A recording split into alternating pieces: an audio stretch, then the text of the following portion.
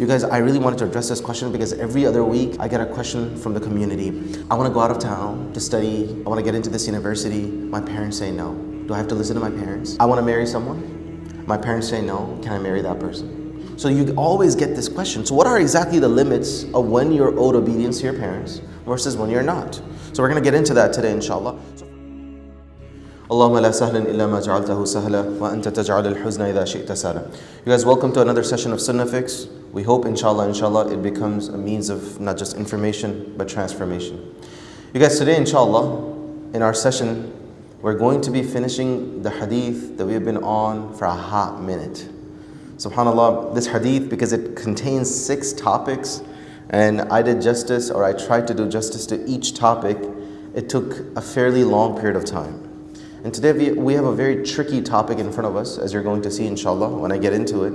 Allow me to just translate the hadith maybe one last time, because we're moving on after this. Muawiyah radiyallahu anhu, he wrote to one of his deputies, if you can call him, Al-Mughira ibn Shu'bah, and he wrote to him in a letter to send him in writing something he heard directly from the Prophet sallallahu alaihi wasallam. So he wrote back to him 6 things. First 3 things on the list are what you can call makruh, discouraged, disliked in our deen. And that is that the Prophet ﷺ, he asked us to kind of stay away from قِيلَ وَقَالْ وَإِضَاعَةِ الْمَالِ وَكَثْرَةِ السُّؤَالِ. The Prophet ﷺ asked us to stay away from pointless conversations, wasting money, and unnecessary asking. We've gone through all 3 of these topics. Then he mentions 3 more things, and we know from other ahadith, these 3 things are in a different category. They're in a different league, because these 3 things are now haram. Not just makruh, but actually off limits. It's a red line, it's a deal breaker. The following 3 now on the list are عن منع وهات وعقوق الأمهات وعن وأد البنات. Translation: the Prophet forbade us from depriving others of their rights. We talked about this last session. Disrespecting mothers and abortion of daughters, where they would bury their daughters alive. What I like to do is just briefly tackle this burial of daughter alive issue, and I really want to focus on disrespect of parents, or what we call uququl walidain. So this 5th thing that the Prophet ﷺ or the 6th thing the Prophet forbade us from, many of us already know, they had this custom where when they would find out that they have a daughter, they had this practice where the nurse that is assisting the mother in delivering the baby, they would have the delivery take place on top of a ditch, a narrow ditch. And the baby, when it would come out, would go straight into the ditch, and they would examine the gender. If the gender was female, they would just bury the daughter right there. What kind of a heart do you have to see a youngborn, a miracle of life in front of you, yet to be this steely, hard-hearted that you could just afford to see and spare to see your child being buried alive? But this was a culture that became prevalent at that time. Why would they do something like this? Scholars give 2 reasons. Number 1, just straight up misogyny.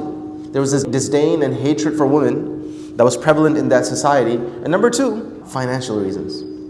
And financial reasons is something Allah mentions in the Quran. I recited it today. وَلَا تَقْتُلُوا أَوْلَادَكُمْ خَشْيَةَ إِمْلَاقٍ. Do not kill your children out of fear of poverty. Fear of poverty was a big driver because of which they would bury their daughters alive. And if you look at the abortion statistics, annually there are millions of abortions now. In the United States, 500,000 before the whole overturning of Roe versus Wade. What is the primary driver for abortion? Till today, it's fear of poverty, financial concerns. Maybe a tidbit that I wanted to share with you. Some of the scholars, they mentioned that this whole burial of daughter, this trend that became prevalent in Arabia, it started with a particular individual by the name of Qais ibn Asim at-Tamimi. What an unfortunate trend, because if that is true, then everyone who did this after him, he gets commission of the sin and the punishment. Interesting story, kind of dark. They say that one of the enemies of Qais, or the tribe of Tamim, they raided his tribe. So there's an outsider invading tribe that attacks his tribe, and what happens? They kidnap his daughter, Qais' daughter. Now the daughter gets kidnapped, and later what happens, there's a reconciliation that occurs between him and this tribe that invaded him. Now, what happened is that once the reconciliation occurs, the daughter, remember this is his daughter that was taken, the daughter is given an option. You can stay with your captors, or you can come back with your father. To his shock and disappointment, she chose the captors. She ended up falling in love, or they ended up having a relationship. She's like, I don't want to leave him. He's my husband now. And Qais was so upset that he made an oath to Allah that if I have another daughter, I would bury her alive, as a revenge for the betrayal of what my daughter did to me. And he did that, and from there, unfortunately, the practice kind of went viral in certain parts of Arabia. Now, regardless of how this practice may have originated, it's an evil, sickening, wicked practice that unfortunately survived till the time of the Prophet ﷺ. And we ask Allah subhanahu wa ta'ala to protect us from going down this road. We did a sunnah fix on abortion, so I will not go down that road today. Inshallah, we're going to move on to now the sixth topic in this hadith, and that is uququl ummahat. Literal translation is disobedience of mothers. Imam Nawawi and others raised this question. Why does the Prophet say uququl ummahat? He doesn't say uququl walidain. Because he could have just said disobedience of parents, but he says disobedience of mothers. And of course the response here is because the right of your mother is greater than the right of your father. From the famous hadith, Ya Rasulullah, man abar, who deserves my greatest company? The Prophet said, your mother, your mother, your mother, and then your father. And therefore the sacredness of the mother is much higher, and therefore their disobedience and violation of their right is more egregious. Number two, subhanAllah, so true. Imam Nawawi says the reason the Prophet mentions mothers is that the violations that occur when it comes to parents, usually it's the mother that gets to be the target of violations. Fathers, because sometimes they're intimidating, they could physically get their way, and they can kind of force and compel their way. It's mothers that are often neglected, and they're often the ones whose rights are not tended to. So when we look at the case studies of uquq, generally it's the mothers whose rights are violated and neglected, unfortunately. And how true is that? SubhanAllah, a lot of times it's our mothers that, especially the sons, that are very disrespectful towards. A lot of tongue lashing that occurs, that happens with mothers. With the father, you're going to get a smack down. He's going to give it to you straight. You might have a broken nose, so you ain't going to mess with your pops. But a lot of us mess with our mothers. And therefore he says, that's why the Prophet perhaps makes it a point to highlight mothers here. All right, now we're going to go deep into the concept of uquq from haqq. You guys, I really wanted to address this question because every other week I get a question from the community. I want to go out of town to study. I want to get into this university. My parents say no. Do I have to listen to my parents? And I want to marry someone. My parents say no. Can I marry that person? So you always get this question. So what are exactly the limits of when you're owed obedience to your parents versus when you're not? So we're going to get into that today, inshallah. So first and foremost, what does aqq means? Aqq means, in Arabic, a shiq. When there's a split in something, that is when they use this term. So Arabs, they say when the first hair that come out of the skin for the baby, that protrusion through the skin is called aqq, which is why aqiqah is when the baby's born, and you shave the hair on the baby and kind of you give that, the silver worth of that in charity. So that's where aqiqah comes in, because it refers to the baby whose hair has just come out. Also, when a cloud has severe lightning and thunder, they also say in aqqa, meaning as if the lightning is so severe it's splitting the clouds. If you understood all of this, let's get to the official religious definition of uququl walidain or uququl ummahat. Ibn Hajar al-Haytami, he says uquq is when you end up causing harm or distress to one of your parents, or both of course, in a way that is significant. How do we determine what is significant? He says culture plays a role in determining what is a significant harm to your parents, and common sense as well. If there is a significant, he says, تَأَذَّى بِأَذًا لَيْسَ بِالْحَيِّن. It's not something minor.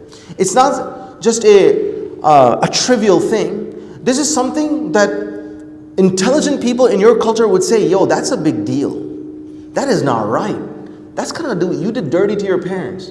Whenever something is considered significant urfan, from your conventional or your customs of your time, and also that distress that you cause your parents is not because of you were fulfilling a religious obligation. In that situation, that's what you would call aqq or uquq.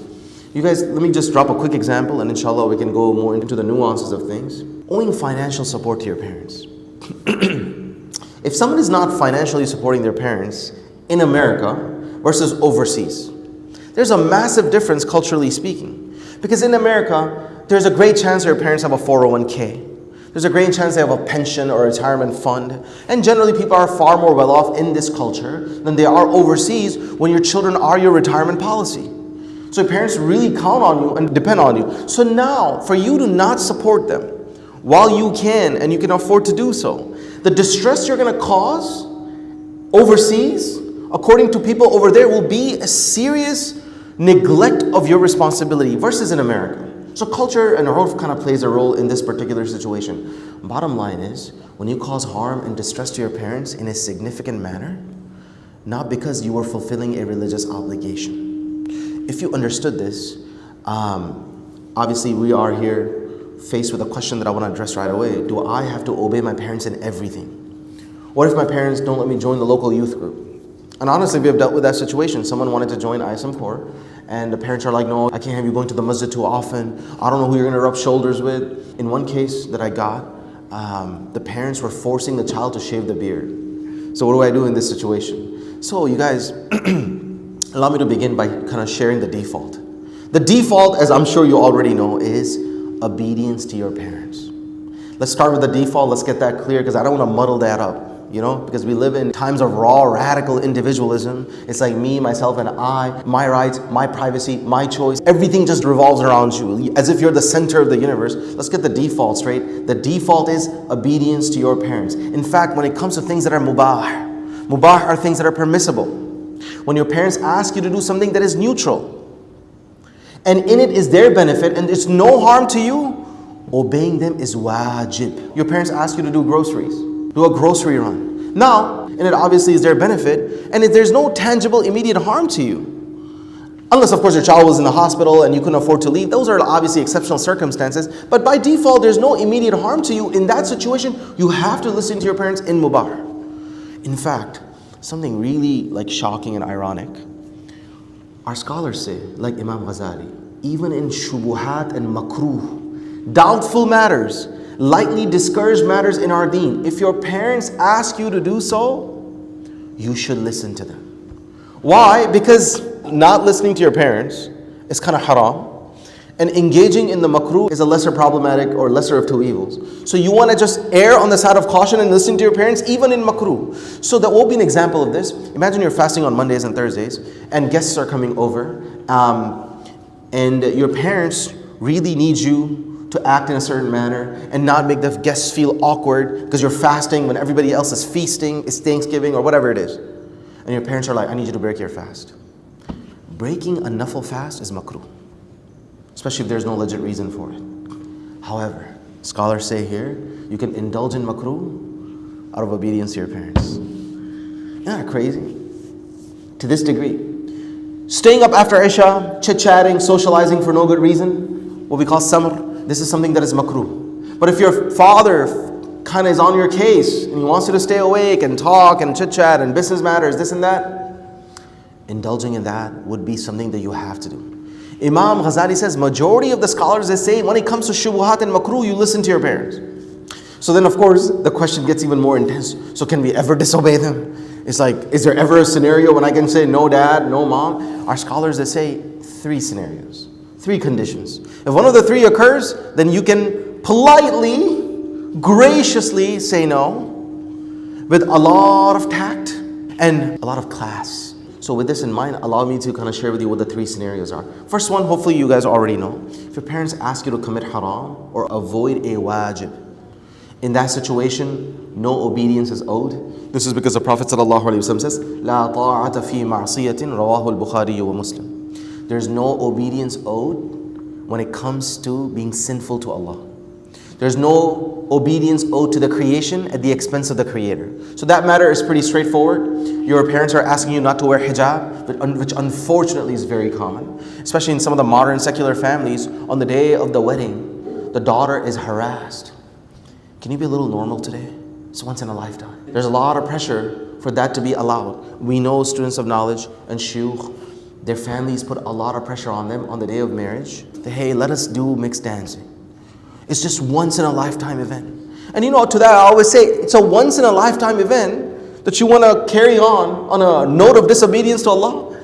You think once in a lifetime event would be where you would showcase your obedience to God as opposed to violate it.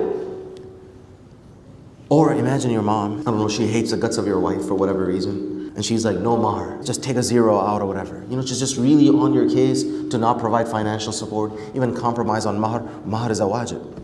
Or, very common overseas and even in America, some sort of a case of inheritance where a female in the family is about to be deprived. So these will be all situations where you have to honor what Allah is asking you to do, irrespective of where your parents stand, and you gently and politely turn down whatever they're asking you to do. That's the first scenario, hopefully something we're all aware of. Number two, if your parents ask you to do something which will bring you significant harm. Here once again, how do you figure out if it's significant? Talk to a sheikh.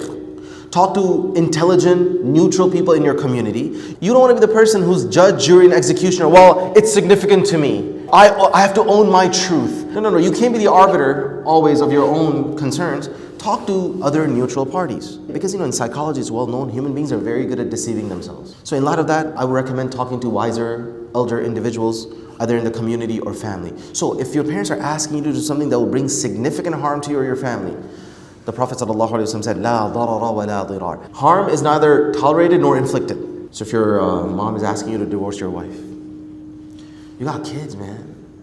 There are entrenched relationships. It's not just something that you just acquiesce to. So that would be a situation where you may have to just say no in a polite manner. Or for instance, your parents are asking you to quit a certain job for whatever reason. And this, by the way, ties to the third condition that I want to get to. Our scholars, they say, especially if your parents are asking you to do something you dislike, of course, for no legit reason. It neither brings them benefit nor avoids any harm. They are just asserting their authority. It's just flexing of authority all out. It's just raw paranoia. In that situation, our scholars, they say you can disregard your parents' command. But once again, you want to talk to people. You don't want to be making these decisions because things get a little muddy and subjective and fuzzy. So Ibn Uthaymeen, rahimahullah, he was asked about a case where parents were asking a kid not to attend the gatherings in the masjid, majalisul ilm, for no intelligible reason. He said you can gently disregard the command of your parents here because you attending majlis of khair is benefit to you and it's not averting some harm to them. As opposed to a situation where your parents are like, no, I don't need you to join the local youth group because your parents are disabled. They need a lot of physical support around the house, and now you're out and about helping the community when your own parents are suffering. If in that situation they say, no, I can't have you be volunteering all over the place when I need help here. I can't even walk to the bathroom by myself. In that situation, it would be obligatory for you to kind of obey your parents. And similarly, your parents need financial support. For whatever reason, they're not able to support themselves right now.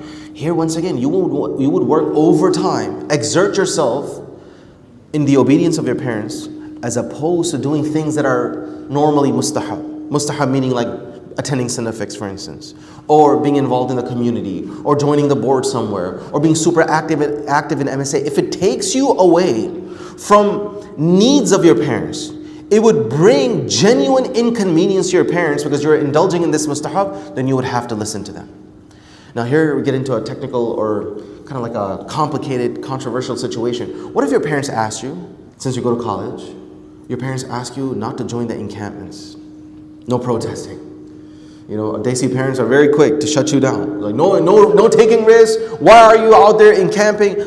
I paid $40,000 just so you can become a doctor, not so you're out and about freezing in the cold. And your parents will get on your case. Now what do you do? Are you allowed to camp? Are you allowed to protest in this manner? Here, once again, it's not a straight yes or no answer here. Generally speaking though, the default is you obey your parents, as I said. Especially because a man came to the Prophet ﷺ. Hadith comes in Bukhari and Muslim. He's like, Ya Rasulullah, I want to do jihad with you. The Prophet ﷺ said, are your parents alive? He says, yes. He says, then go, your jihad is to serve them. Now there are scholars say perhaps those parents were dependent on this person being around. So in that situation, he cannot go out and about fighting jihad because if he died, they have no recourse. Maybe the encampment situation is not like that. Your parents are not just physically, financially dependent on you in that manner. However, if they forbid you from participating in those encampments, here now we're going to have to determine. Once again, intelligent people, wise people should come together and see what is the actual risk on the ground. Are your parents asking you to stay away because you're at a college campus where there's a genuine security threat.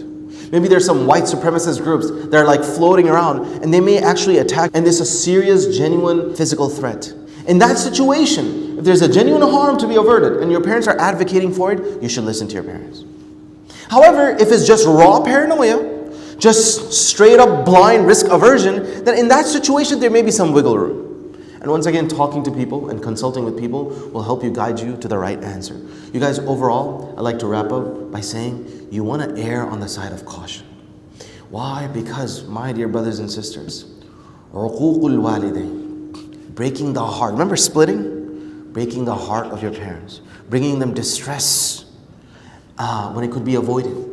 Understand, there's a consensus of scholars. It's not just a sin, it's a major sin. How do we know this? Hadith comes in Bukhari and Muslim and others.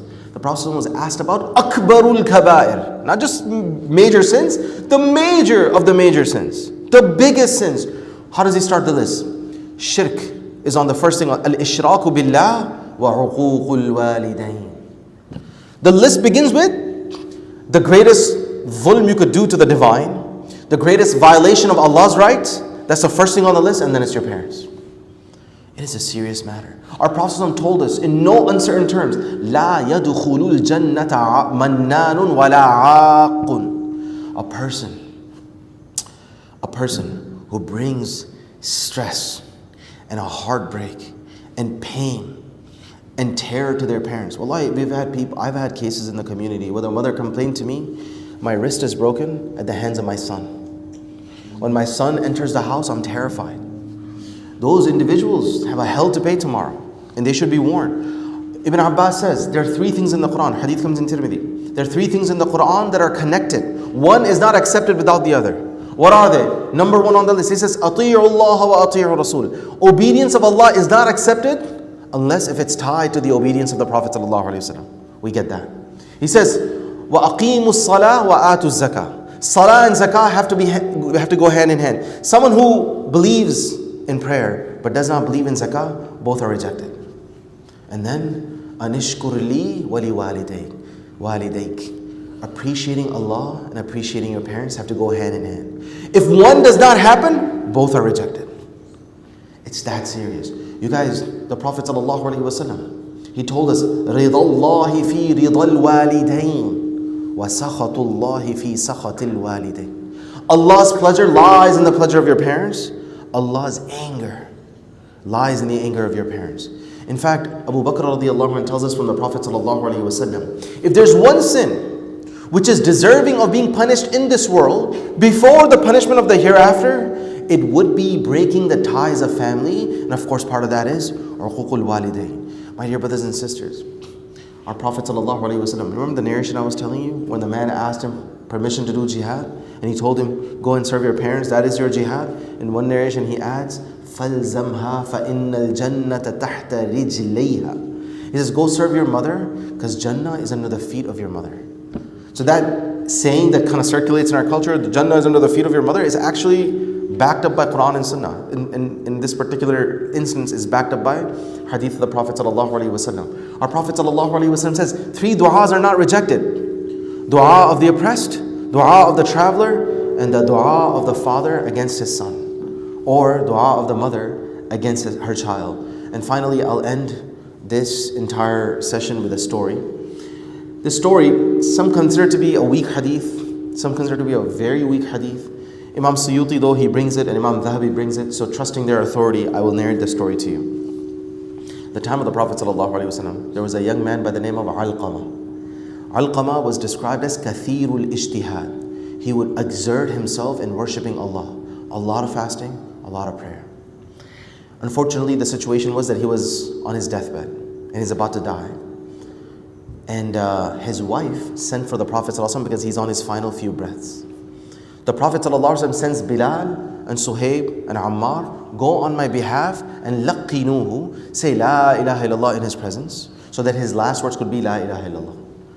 Bilal and Ammar and others notice that his tongue is not moving with shahada. So they get really worried because that's not really a good sign. So they rush back to the Prophet and they're like, Ya Rasulullah, his tongue will not move with shahada. The Prophet ﷺ, the first question he asked, he's like, is his mother alive? SubhanAllah. They said, yes. Kabiratu sin, she's very elderly. So the Prophet ﷺ said, go and send a message to the mother on my behalf. If she's able to come to me, great, otherwise I will go to her. The messenger went to the mother of Alqamah and says, the Prophet is requesting your attendance and your presence. Are you able to come, or should the Prophet come to you? She's like, nafsi fida'un. It's like, my soul be sacrificed for his. Of course, it's more deserving that I go to him. So she picked up her cane in old age and she mustered whatever strength she had and she walked to the Prophet ﷺ, and the Prophet ﷺ said, I need you to tell me the truth, because if you lie to me, revelation from above will come and tell me. So no need to lie here and sugarcoat. What do you have to say about your son? He says, Ya Rasulullah, kathiru salah wa kathiru siyam. He would fast a lot and pray a lot. And the Prophet is like, no, where is your heart with regards to your son? She says, I'm angry with him. Why are you angry with him? She says, he would humiliate me in front of his wife. And it was very disrespectful towards me. The Prophet ﷺ says, your anger has disabled his tongue. It will not move. And then the Prophet ﷺ commanded that the wood be gathered and a fire be lit. And she's like, Ya Rasulullah, what's this for? The Prophet said, we're going to burn him right now. She's like, Ya Rasulullah, how could I tolerate my own son being burned in front of my eyes? The Prophet ﷺ said, Allah's punishment is more intense. You cannot bear to see him being burnt in this world, but that's exactly where he's headed. You forgive him, or his salah and siyam will not help him. So she says, then I testify in front of you and all of the companions who are present and in front of the angels that I forgive my son. Then his tongue moved, said the shahada, and his soul left this world. So, you guys, this is the status of a mother and our parents. We ask Allah subhanahu wa ta'ala that we value them, that we earn Jannah through them, that we ask Allah subhanahu wa ta'ala that we uphold their rights and do ihsan to them. Subhana rabbika rabbil izzati amma yasifun. Salamun ala al-mursalin.